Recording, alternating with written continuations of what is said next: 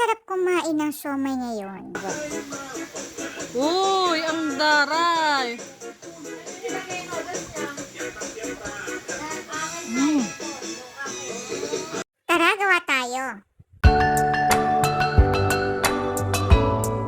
Hello mga mi! For today's video ay magluluto nga po ako ng siomai. Kung interesado ka ay panoodin mo po itong aking video. Nakabili lamang po ako sa palengke ng kalahating kilo ng karne ng baboy.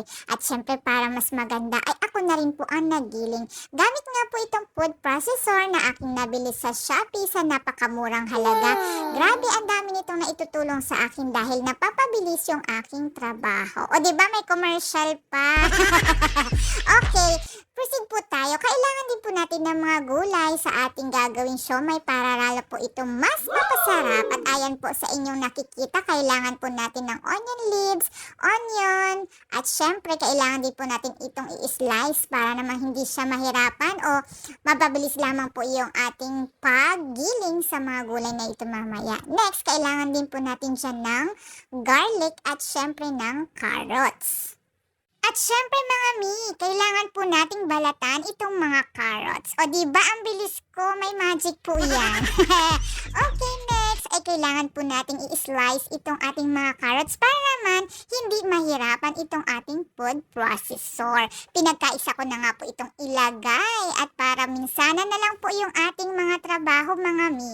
Dahil mamaya ay minsanan din naman natin yan ilalagay sa ating karne. At pagkalipas nga po ng 45 years, ayan na po mga mi, nagiling na po natin yung ating mga ingredients at in-mix na po natin ito sa ating karne. O diba, bongga ang bilis!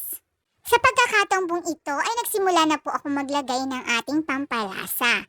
Naglagay po ako dyan ng 2 kutsara ng asin, 1 kutsara ng paminta, kalahating kutsara ng magic sarap, 1 sachet ng oyster sauce. Yung maliit lamang po yung inyong gamitin. Pero depende po yan sa inyong mga sa prepare po ninyong panglasa. At kayo na po ang bahala mag-adjust. Naglagay na rin po ako dyan ng 1 piraso ng itlog. Iminix ko po itong mabuti. At dahil medyo mabasa po itong ating nagawa, ayan po yung aking inilagay. Naglagay po ako dyan ng 1 cup ng cornstarch. Unti-unti lang po yung ating paglagay mga mi. At pag nakita natin na ganyan na po yung texture niya, ay pwede na yan. At para masimulan na po natin ang ating pagbabalot ng siomai, ay kinuha ko na nga po itong molo wrapper na nabili ko lamang po sa market ng 45 pesos at meron daw po itong 65 pieces.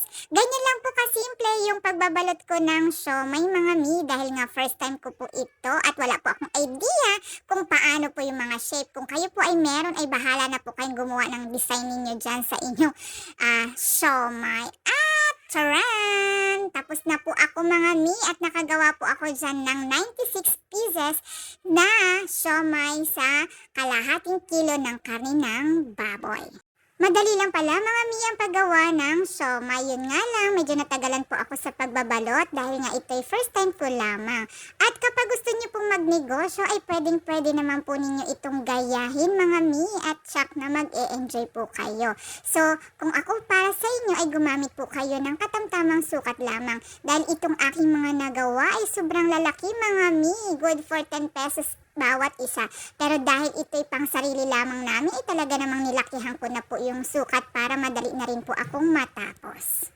Isinalang ko nga lamang po ito sa steamer ng 45 minutes at ayan na mga mi ang result ng aking siomai. Grabe, tikman na po natin ito. Syempre hindi makukumpleto ang sarap ng siomai kapag hindi po natin ito nilagyan ng mga pampalasa katulad ng chili oil, calamansi, tuyo at syempre yung bawang. Wow! Grabe ang sarap nito mga mi. Isa pa lang ay sulit na busog ka na. Kaya ano pang hinihintay mo?